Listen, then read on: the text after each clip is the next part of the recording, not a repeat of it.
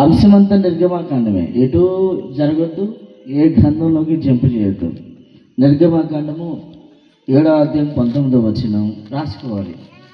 నిర్గమాకాండము 7వ అధ్యాయం 19వ వచనం నుండి 23 దాకా, నిర్గమాకాండము 5వ అధ్యాయము 8వ అధ్యాయము 5వ వచనం 6 దాకా, నిర్గమాకాండము 8:8, నిర్గమాకాండము 8:16, నిర్గమాకాండము 8:19, నిర్గమాకాండము 8:20-23 దాకా, నిర్గమాకాండము 9:1-5 దాకా, నిర్గమాకాండము 9:7, నిర్గమాకాండము 9:12, నిర్గమాకాండము 9:22-23, నిర్గమాకాండము 9:28, నిర్గమాకాండము 10:12-13, నిర్గమాకాండము 10:3-6, నిర్గమాకాండము 10:21-22-24 దాకా, నిర్గమాకాండము 11:4-8, నిర్గమాకాండం 12:31-32, మొత్తం నిర్గమాకాండమే.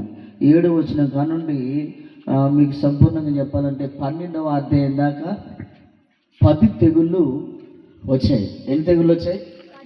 10 తెగుళ్ళు వచ్చాయి. 10 తెగుళ్ళు మనుషుల మీదుగా, ఐగుప్తి దేవుళ్ళ మీదుగా. ఈరోజు బయట ప్రసంగాలు అంటే దయచేసి నేను ఎవరు విమర్శించట్లేదు. మనిషి మీద దేవుని కోపం కనుక రగులుకుంటే, మనిషి మీద దేవుడు కోపడం కనుక స్టార్ట్ చేస్తే మనిషి మిగలడు, ఆవిరైపోతాడు. ఒకవేళ మనిషి మీద దేవుడు కోపం కనుక తెచ్చుకుంటే ఆయన దేవుడు కానే కాదు. మరి మనుషుల మీద కోపడిన సందర్భాలు బైబిల్ గ్రంథంలో చాలా ఉన్నాయి కదా. అంటే ఎందుకున్నాయి, ఎక్కడున్నాయి, దేనికి ఉన్నాయి అంటే విగ్రహారాధన విషయంలో ఆయన ఎక్కడా కోపలేదు మనిషి మీద, విగ్రహం విషయంలో మాత్రము కోపడ్డాడు. దేవుళ్ళకి యుద్ధం రాత్రి, దేవుళ్ళకి యుద్ధం. ఎవరెవరికి యుద్ధం? ఐగుప్తులో ఉన్న దేవుళ్ళందరూ ఒక పక్క మాత్రమే యెహోవా మరొక పక్క. దేవుని స్తోత్రం. చూడండి, ఐగుప్తులో దేవుళ్ళు అనబడ్డ వారందరికీ కూడా ముచ్చెమటలు పట్టించాడు దేవుడు. ఎవరి వల్ల కాలేదు ఆపటము. చాలా మంది ప్రయత్నాలు చేశారు కానీ ఎవరి వల్ల కూడా కాలేదు. అయితే ఈ రాత్రికాల సమయమున మనము గమనించాలి, మనం ఆరాధిస్తున్న దేవుడు బలవంతుడు, మనం ఆరాధిస్తున్న దేవుడు గొప్పవాడు, మనం ఆరాధిస్తున్న దేవుడు ఏమండి ఆయనకి ఏమాత్రం కూడా మనం కొలత వేయలేం, అంత శక్తిమంతుడు. ఆయన ఐగుప్తులో ఎవరిని ఎలాగా చేశాడు, ఏ దేవుళ్ళని ముచ్చెమటలు పట్టించడం మనం చూస్తే మొట్టమొదటి చేసిన అద్భుతము అంటే ఐగుప్తులో ఉన్న చెరువులు, ఐగుప్తులో ఉన్న కుంటలు, ఐగుప్తులో ఉన్న బావిలు, ఐగుప్తులో ఉన్న నీరు మొత్తము కూడా ఏమైపోయింది చెప్పాలి. ఏమైపోయిందండి చెప్తారా? ఏమైపోయింది? మొత్తము ఎర్రగా అనగా రక్తముగా మారిపోయినాయి. దానికి ఏమని పేరు పెట్టారంటే చెప్పాలి. నీళ్ళకి ఏం పేరు పెట్టారు? ఏమంటారు? నీళ్ళని ఏమంటారండి? హైందువులు ఏమంటారు? నీళ్ళని ఏం పేరు పెడతారు? ఏం పేరు పెట్టారు? గంగేనా? చెప్పాలి, గంగేనా? ఏమైపోయింది గంగ?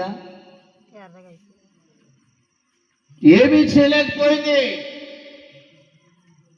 నీళ్ళ దేవత ఏమీ చేయలేకపోయింది. నీళ్ళ దేవుడు ఏమీ చేయలేకపోయాడు. ఐగుప్తులో నీళ్లు మొత్తం రక్తంగా మారితే తాగటానికి కూడా ఇబ్బంది పడ్డారు. ఎవరు ఏ దేవుళ్ళ వల్ల తిరిగి మళ్ళీ మామూలు నీరుగా మార్చలేకపోయారు. ఏ దేవుడు కూడా చేయలేకపోయాడు. యెహోవా ఎంత గొప్పవాడో, యేసుప్రభువు ఎంత గొప్పవాడో, ఆయన ఎంత బలవంతుడో, ఆయన ఎంత శక్తిమంతుడో మొట్టమొదటి అద్భుతంలో అర్థమైపోయింది. చాలా మంది మామూలు నీళ్ళను మార్చడానికి ప్రయత్నం చేశారు కానీ ఎవరి వల్ల కాలేకపోయింది. అది నేను ఆరాధిస్తున్న దేవుడు అంత శక్తిమంతుడు. దేవుని స్తోత్రం, హల్లెలూయా. రెండో మాటని మనం గమనిస్తే నేను చాలా త్వరగా ముగిస్తాను. మీ తలకాయలన్నీ నేలకి వెళ్ళిపోతున్నాయి. పైకెత్తండి ఒకసారి. రెండో మాటను మనం చూస్తే ఆయన చేసిన రెండో అద్భుతం ఏంటి తెలుసా? ఐగుప్తు మొత్తము కప్పలు వచ్చాయి. చెప్పాలి, ఐగుప్తు మొత్తం కప్పలు వచ్చాయి. ఎక్కడెక్కడికి వచ్చాయి? ఎంత మటుకు వచ్చాయి అంటే ఆఖరికి గిన్నెలు, చెంబులు, కొండలు, పక్కలు, బట్టల్లోకి ఎక్కడ వదిలిపెట్టకుండా ఏమన్నా ఎక్కడెక్కడ చెరువుల్లో కప్పలు, గుంటల్లో కప్పలు మొత్తం రాజేసి ఐగుప్తి కంటే ఎక్కువ వచ్చినాయి అంట. చెప్పాలి, ఏం చేసింది? ఎక్కువ వచ్చినాయి. కప్పలు ఎందుకు రాజేశాడు? ఐగుప్తిలో కప్ప కూడా ఒక దేవత. కప్ప కూడా ఒక దేవత. కప్ప మనిషి రూపం ఈ కుతికలు దాకా ఉంటుంది. మనిషి కింద నుంచి పై వరకు కుతికలు దాకే మనిషి, తలేమో కప్ప. దాన్ని కూడా ఆరాధిస్తారు ఐగుప్తిలో. భయంకరమైన బలులు జరుగుతాయి, భయంకరంగా ఆరాధన జరుగుతుంది.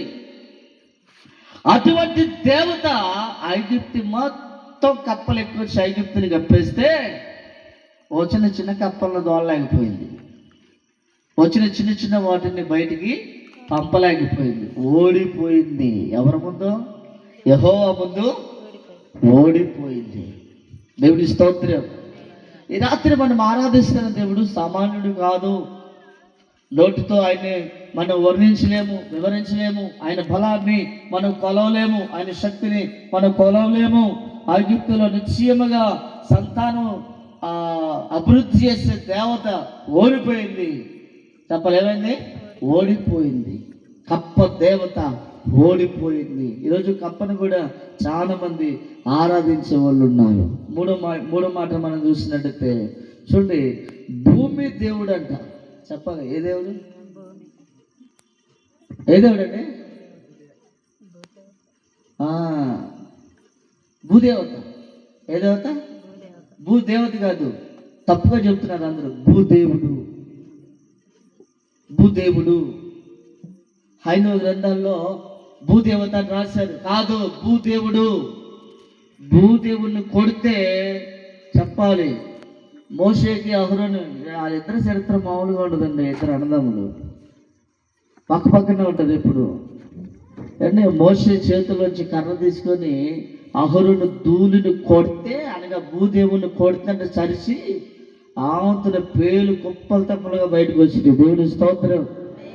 ఐగుప్తి మొత్తం కమ్మేసి ఆ భూదేవుడు ఎడిపోయాడో పాపం, ఏమైపోయాడో, ఎక్కడున్నాడో. అండి కొంచెం కాబట్టి కొంచెం బుర్ర ఉండాలి. ఎవరికి?